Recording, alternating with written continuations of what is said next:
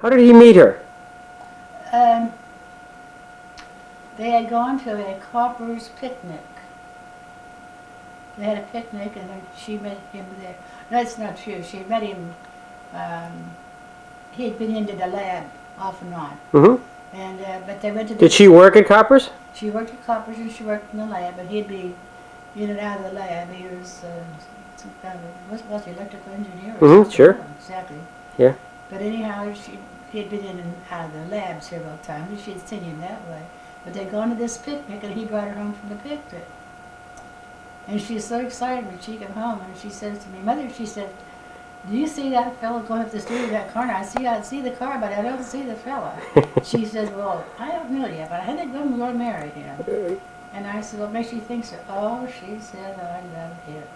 And I said, "You do?" She said, "Well, I think I do." And I said, "Well, when are we going to see it?" She said, "Come back this evening." And she said, "I know you'll just love him." And so from then on, he was a frequent visitor at our house. What did you think the first time you walked in the door? Well, I thought she was right. Yeah. He was a very nice person, and I thought that they complemented each other. Mm-hmm. And I couldn't see anything wrong with him. I thought he was a very nice person. And Had she ever said this about any other guy before? no, she never did. She never did. Many. She had many people come and visit with her, and she went out with them, but she just was never so positive as she was about Jim. But that was no secret. As soon as you saw him and you talked with him, he would.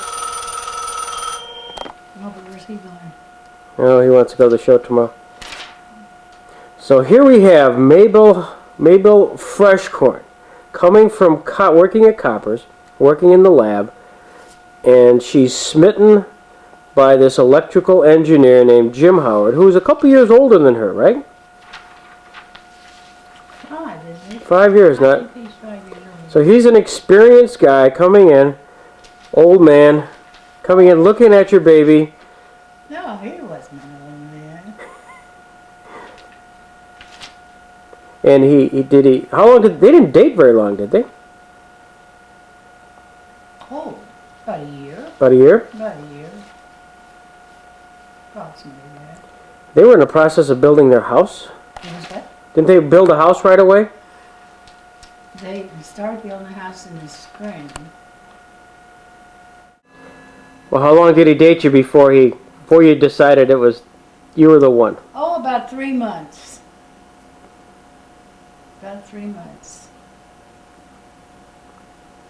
Where did he pop the question to you? On the front porch. We had a nice swing on our front porch. It was a real beautiful night. We had been out to, we went to a drive-in theater. And we come home, we're sitting on the porch just talking and reminiscing one thing and another, and that's when he asked me. How'd he do it? Did he get on his knees? Was it? Oh, no. It wasn't quite that romantic. He just asked me to marry him. And I said, well, I wasn't so sure I wanted to get married right then. Ask me sometime again. Maybe I have my mind made up by that time. So a couple of weeks later, he asked me again. So I said, well, I thought I might as well. And he said, well, when do you want to get married? And I said, well, I wasn't anxious to get married right away. And but he tried to tell me he didn't see why. What was the use of waiting? If he was going to get married, might as well do it and get it over with. And so we got married then in September. Now, during that 2 weeks while you were thinking about it, did you talk to anybody Did I talk to anybody? about whether or not this guy was the right guy? No, I didn't know anybody that knew him. Did you talk to your mother? Did you say, hey, Mom, look, guess what's going on? Yeah, well, yeah, but my mother, she wasn't. My mother wasn't hard to get along with. She had figured whatever I thought I wanted was up to me. If I thought I was going to have to live with him, it's up to me. And I worked at the telephone office at the time. And sometimes I wouldn't get home until about 11 o'clock. And that week I didn't see too much of him because he worked two different turns too. And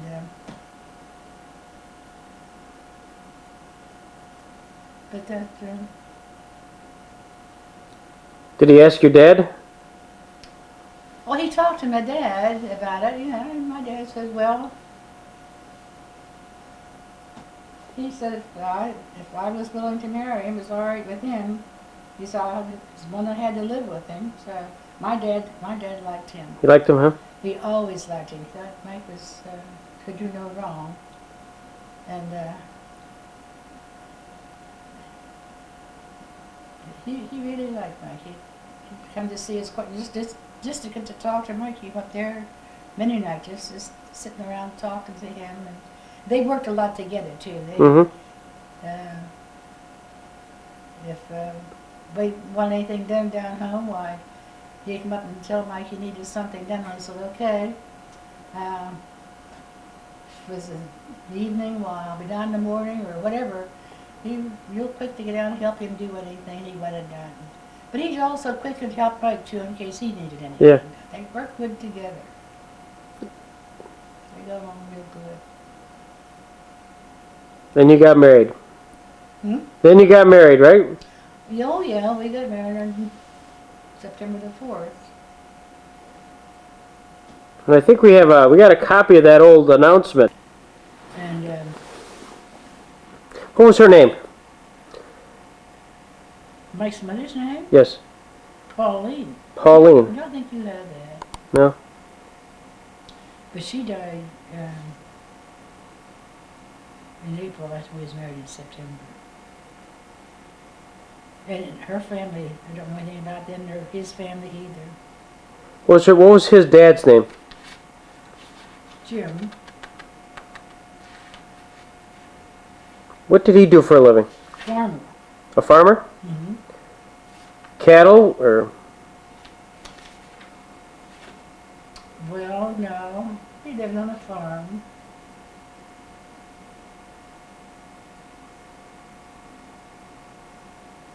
And at one time he raised cattle, but towards the end he got older and he didn't do anything that I know of. I don't know what his occupation was. And how many children? How many were there? How many children in Mike's family? Yeah.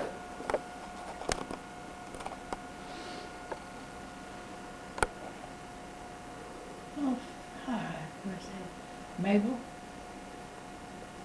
and Mike, Franny, and Hilda. 4. 4 of them. 4 of them. And Franny passed away.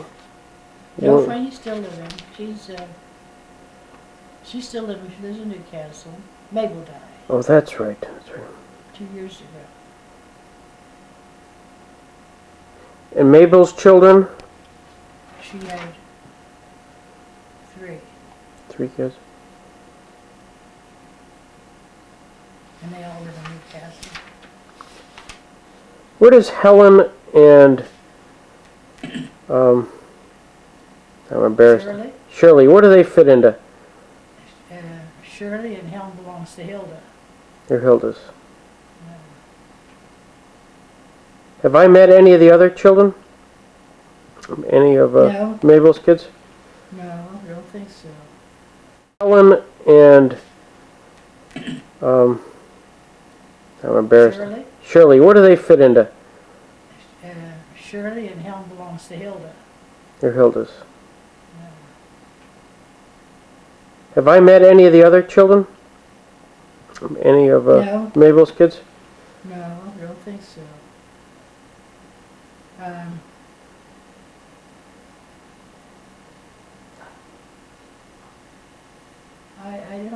I don't think so.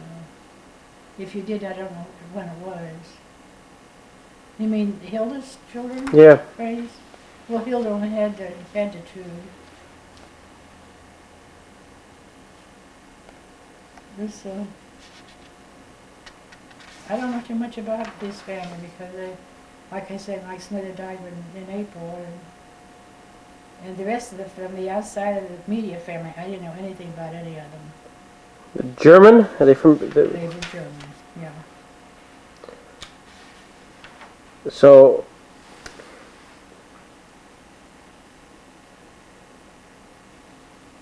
Um, the Freshkorn children are really principally German, Scottish. no, they're all German. All German? Freshkorn's a German name. Crumb is German. Crumb is German. Yeah, Crumb is German. And Wilson? Wilson was Scotch.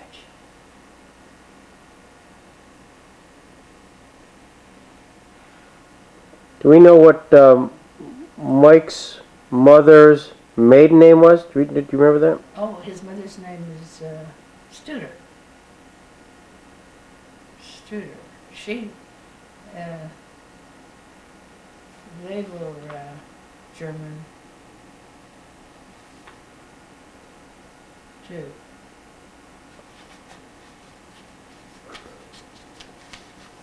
So about the Freshkorn girls then were probably 3/4 German, 1/4 Scotch. Scott, rather. Freshkorn? No. Freshkorn German. Freshkorn is all German as far as I know. So the Mabel and Jerry would have been 3/4 German, is that right? Oh my gosh. Studer, Freshkorn, and Crumb. Well, I'm German and Scotch Irish. So that would make them German and Scotch Irish too. Yeah. And Cindy, you're throwing a little bit of English. Oh Gloria, she really makes that. And She's really makes And when you pass it through down to my kids with all the Swedish. Family, they're gonna be mixed up more than ever. Oh. Yeah. And they deliver milk in the mornings, early in the morning, and we had a big 5-gallon bucket pail, and we would take this milk and take it to these customers, and they always had to have a container to receive this milk because we'd pour this milk into a pitcher, a galvanized pitcher, and pour this into the receptacle, whatever they had. So my brother says to me this one morning, he says, you go over there and take the milk to that house, and I'll go to this other house, which was 2 houses away.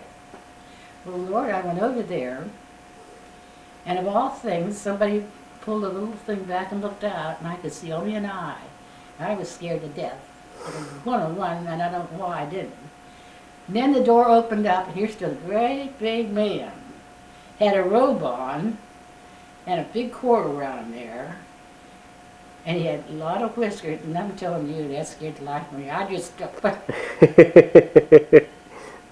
I put the bucket down, and the pitcher beside it, and I run across the street, and my brother had this buggy with a horse, and I jumped in that buggy, and it was in the wintertime, it was cold, and there was a robe there, and I pulled it over my legs and covered my head up and all. I was afraid that man was going to come in. And here, I didn't know that Lawrence had done this all the time. But this day he told me to do it, but he never told me what I was going to experience. And here, this was the Catholic priest that come to open this door to get this milk. And I had never seen the priest before. I knew he was there at the Catholic, I knew the Catholic Church was there and I had a priest, but I had never seen him. And here, when I did see him, it scared the life out of me. I ran back. Lawrence came back and he was so mad at me. And I said, well, you didn't tell me what I was going to see there. I was scared. I never went back anymore. He didn't take me no more either. It's terrific. Oh, was I scared? Well, I was couldn't have been more than, I suppose maybe 7 years old at that time. And Lawrence would have been 10? He was about 10, 11. Oh, about that, I suppose. Oh, he was about 10 or 11 years old. And, of course, you didn't have to know anything to have a horse and a buggy at that time, you know. Yeah. And that early in the morning, it was early in the morning that we did this. Now, he had a milk route? No, well, not really. It was just a few people. My brother-in-law had these few cows, and there's a few people that he delivered milk to every morning. And Lawrence, I don't know how he come to be doing this, but he had the job of doing this. And I suppose he delivered milk to maybe about 10 people. And most of the time he took me with him. Sometimes I did go, but most of the time he took me with him. But he usually did it himself. I would just go with him, and he'd take the milk to these different people. This morning he told me to go over there, and that was a big mistake. I never will forget that. But in later years I was so embarrassed. I said, why would I be afraid? But I was. And I can imagine him standing back laughing. I suppose he laughed his head off at me running from him, but I was scared. I couldn't have been very big at that time.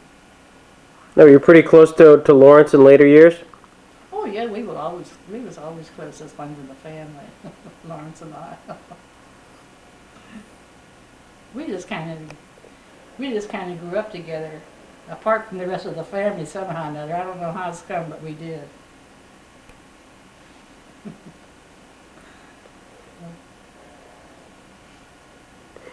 Now, how much older was, let's see, Florence would have been this, obviously the twin of Lawrence, same age. Then the older kids were...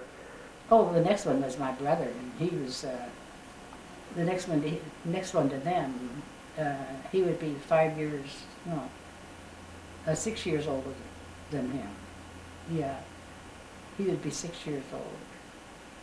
None of us was close together. They was about 6 years apart, and my oldest brother and my oldest sister was 7 years apart. And Lawrence and I, we were 3.5 years apart. We were the closest of anybody in the family. And my youngest brother and I was 7 years between us. Wow. None of us was close together. Only the closest was 3.5 years with Lawrence and myself was 3.5 years. So you really didn't get to know much, about your brothers the older kids were just about out of the house by the time you were born. Yes, that's what I say. They was all much older than me. Mm-hmm. Because none of us was close. None of us was close together. 6 years, and my youngest brother and I was 7 years apart. But Lawrence and I was 3.5 years apart. That's the closest. And he and I,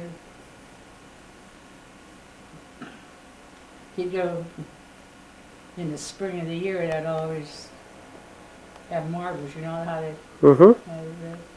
Well, I was supposed to carry his lucky shooters.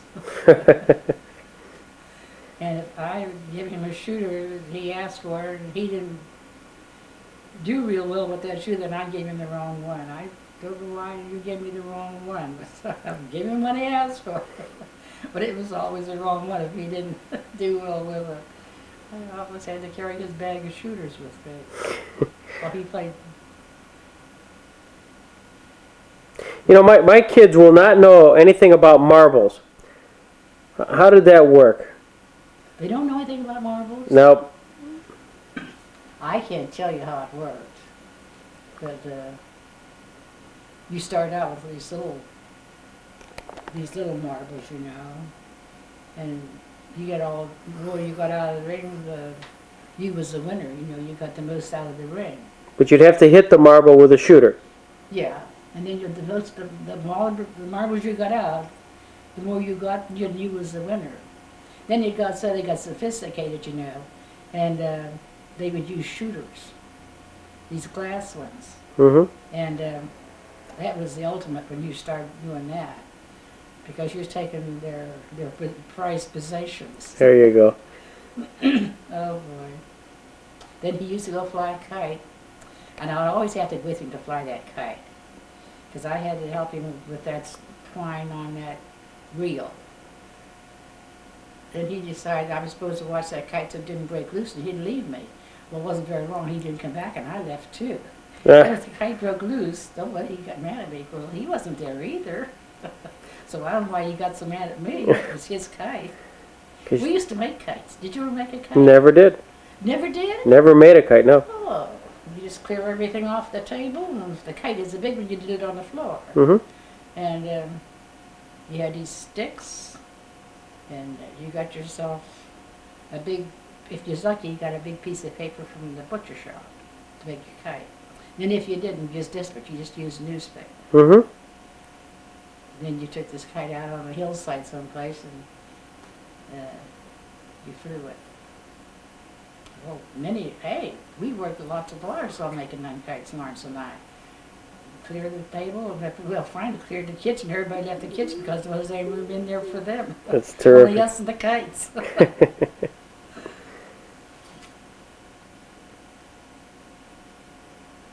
I hadn't thought about that for a long, long time, but making those kites. We used to go on a hillside hours in the spring of the year. It can get pretty cold Mm-hmm. in the spring of the year. That wind blowing, you know. Oh, I got pretty cold standing there. My fingers was cold. Had to help him get that kite up in the air. Oh boy. I hadn't thought about kite flying for a long, long time. What'd you do for school? Was there a public schools? Oh yeah. Everybody had to go to public school. What years when did you start school? What age? 6 years old. 6 years old. And go till when? Do what? And you'd go to school till what age? Well, you go through high school. High school? Sure. It's pretty much like today. Oh, yes, just like today. Only you walked to school. There was no question about how you was going to get to school. Regardless of where you lived in the town, you walked. Some people walked farther than others. Mm-hmm. And but nobody complained. You just did it. That just was expected of you. And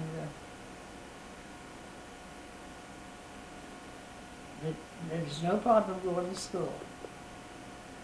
But everybody went to school, went on to high school, and some people went to college and some people didn't. The 10 days, it wasn't so important to go into high school as it is now. Mm-hmm. Things got so technical nowadays that you have to go to school to go to college. But everybody didn't go to college in them days. Did any of your family go to college? You go? No. No? No, none of my family.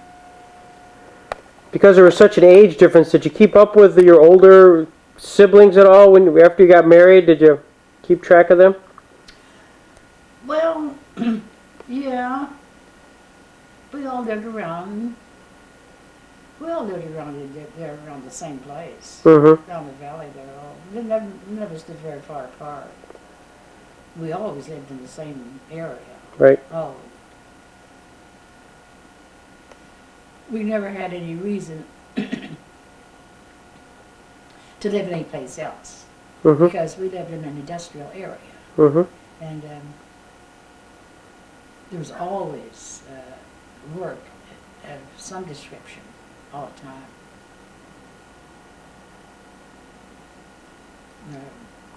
Did you get to know them better as you got older, or is it just once apart, yeah? Did what get better? Did you get to know your brothers and sisters a little bit better as you got older? Oh, no. We just all grew up together, and we all got married, we all had our families, and we all still stayed right there in the same area, and just as simple as that, just like a normal family, I guess, that lives in the same town. You just didn't have any reason to go anyplace else, so you stayed right there. And like I say, that area was an industrial area, and there was something, some kind of work in every town around there at that time. We had steel mills, from Pittsburgh on down through our valley, and we also had a glass house, a place to manufacture glass. And for years and years and years, Fry's Glass House was known for their product all around the world at that time. And of course, it isn't anymore, but that was a very popular place for people to be employed from our town. And then other towns almost all towns around here had some kind of an industry. We lived right along the Ohio River there. There's always a lot of work up and down that Ohio River. There wasn't any employment. Everybody was employed around in them days. How'd the Depression hit you guys? Oh, don't talk about the Depression. That was a terrible thing. And I wouldn't want that to happen to anybody. That was a terrible experience. And I think we all ought to deserve a Nobel Prize for living through it. Yeah. And I couldn't stop to think about it. That was a terrible experience. And that you got through it at all, I think we all deserve a Nobel Prize for that. You had just got married then, right? I had just gotten married in 1928, and the bottom fell out of things in 1930.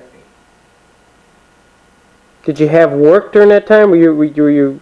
Oh no. Well, unions weren't very strong at that time,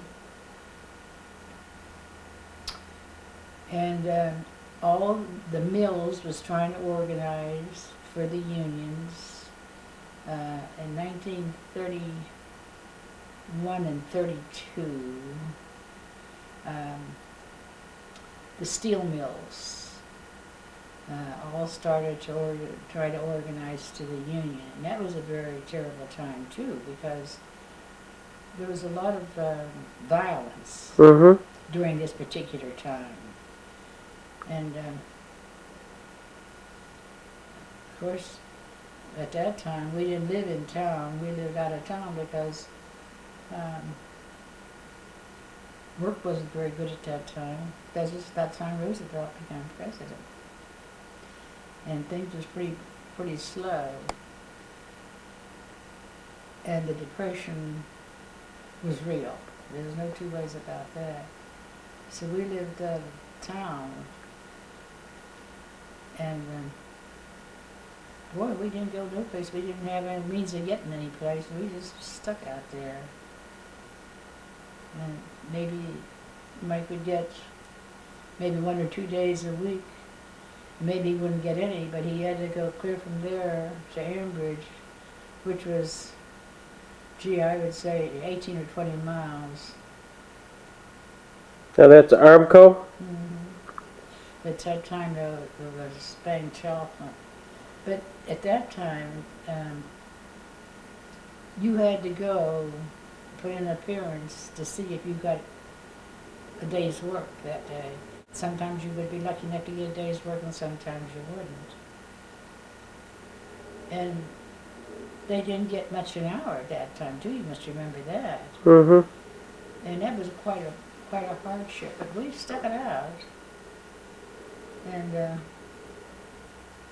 but we were bad off, and I suppose there was some that was worse off than us, although we didn't think so at the time. Yeah, I bet. We thought we'd hit the bottom, nobody else did. But I'm sure there was others that were just as bad off as we were, and I suppose some that, well, there was a lot of better off than what we were too. If they happened to be employed someplace where they didn't have a union, they were probably working. And but like I say, at that time they was forming unions in these steel mills, and the work wasn't very good. But we survived. I guess we're survivors. Now, you weren't working at that time, were you? Oh no, no. Maybe I was. She was just a new baby at that time. She was born in 1931, and that's just when things started getting bad in 1930. And in 1931, the bottom had dropped out of everything. I tell you, there was no bottom. And Did you own the house then, or did? Oh, heavens no. Rented. No, heavens no. We didn't own a house until 1939. 1934. Oh, I'm trying to think when I was.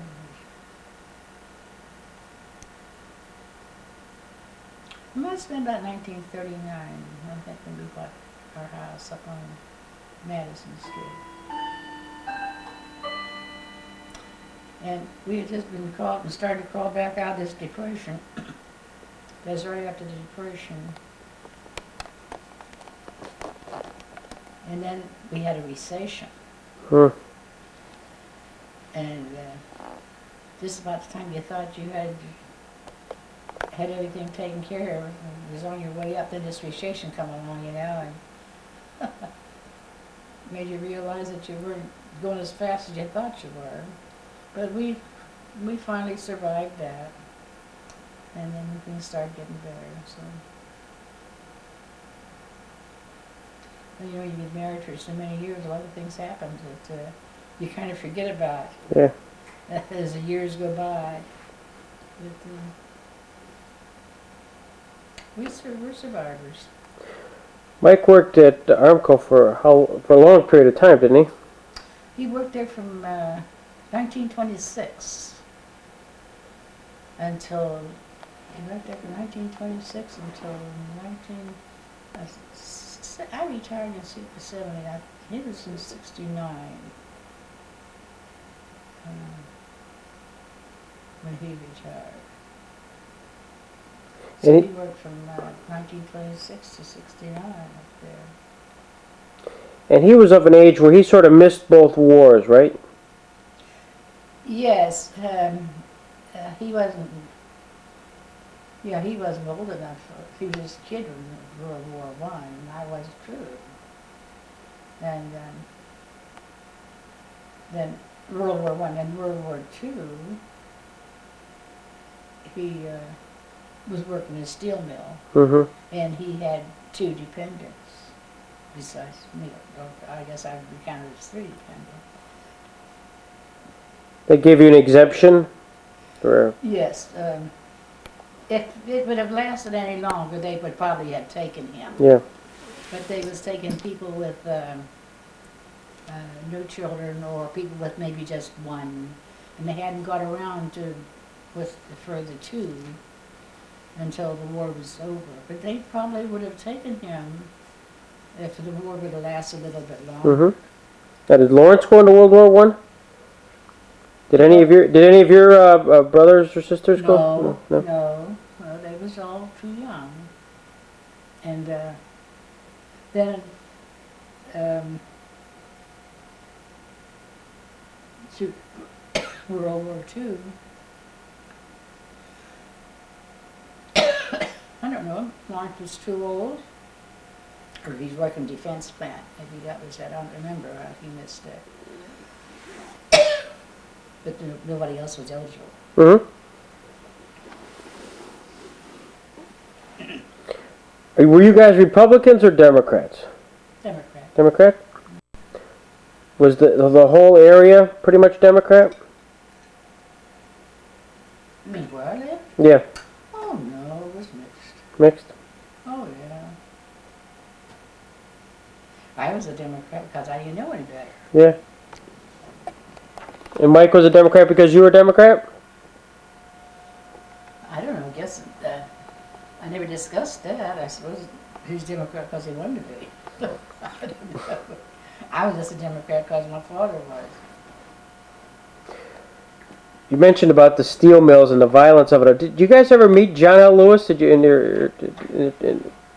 John L. Lewis, wasn't he the guy who sort of organized the steel mills? The bushy-browed. Mines. Was he steel mills? Mines. Maybe he was Mines. I don't know. Well, he wasn't in it. He wasn't at the head of it then, but I forget who was. John L. Lewis, I connect him with Mines. You might be correct on that. Coal, yeah. Well, I forget who was the organizer for steel mills.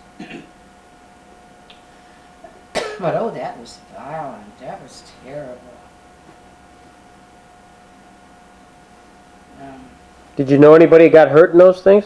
I didn't know anybody because, like I said, this was during the Depression. Yeah. And we was kind of out of circulation. Mm-hmm. And we was living out of town. And we didn't have a newspaper. We couldn't afford a newspaper. So we didn't know anything about that. And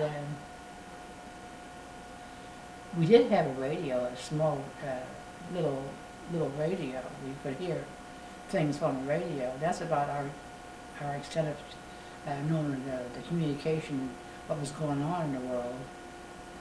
And then they only told you what they wanted you to know. Yeah. And but John L. Lewis, I don't know who was ahead of the steel, but that was about.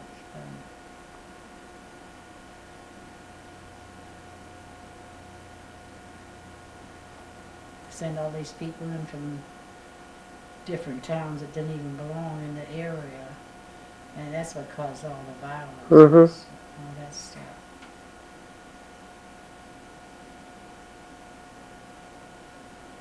It was a different time, wasn't it? Pretty good time. No, different. Real different time. Yeah, people don't realize how different, how things have changed. Of course, we don't realize either how much different times was when we was little. I can think of the things that we used to do that people today, young people today, it's unbelievable. Just like when my mother would tell us about things that they did when they was younger.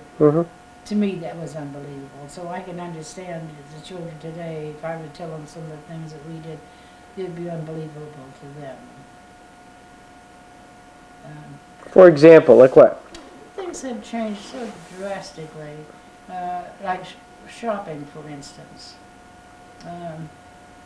So many things we take for granted today. You go to the store, you buy different things that when we were kids, you went to a butcher shop to get meat.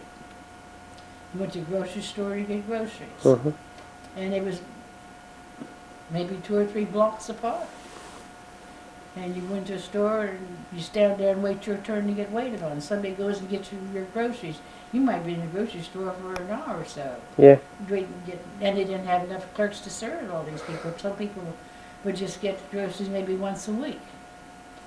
And now you go shopping and every day. Yeah, but then people didn't do that so much. And you went to the fruit market to buy fruit. You didn't go to one store to shop. You went to the fish market to buy fish. So you see that we have a whole different world we're living in. Yeah.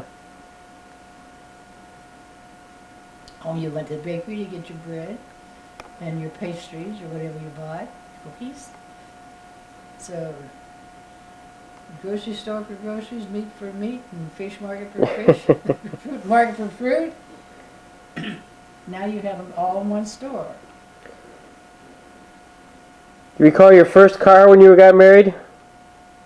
Do I do what? Do you recall your first car? First automobile.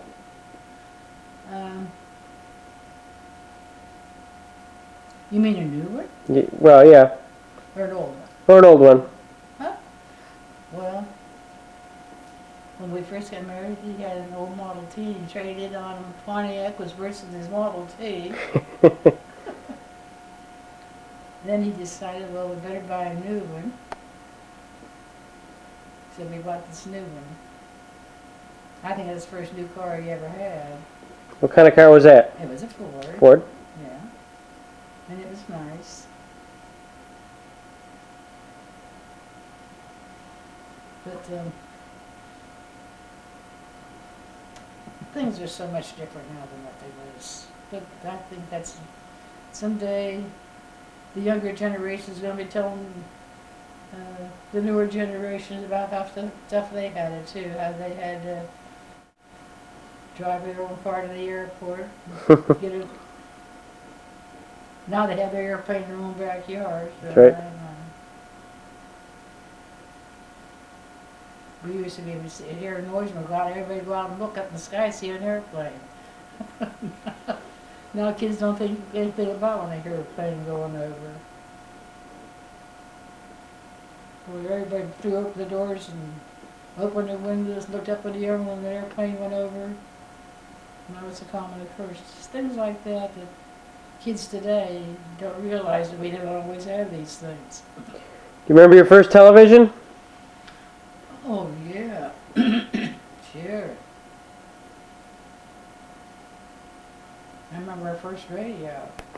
That was really a revelation in itself. Just getting a radio. Do you remember any of the programs you used to listen to on the radio?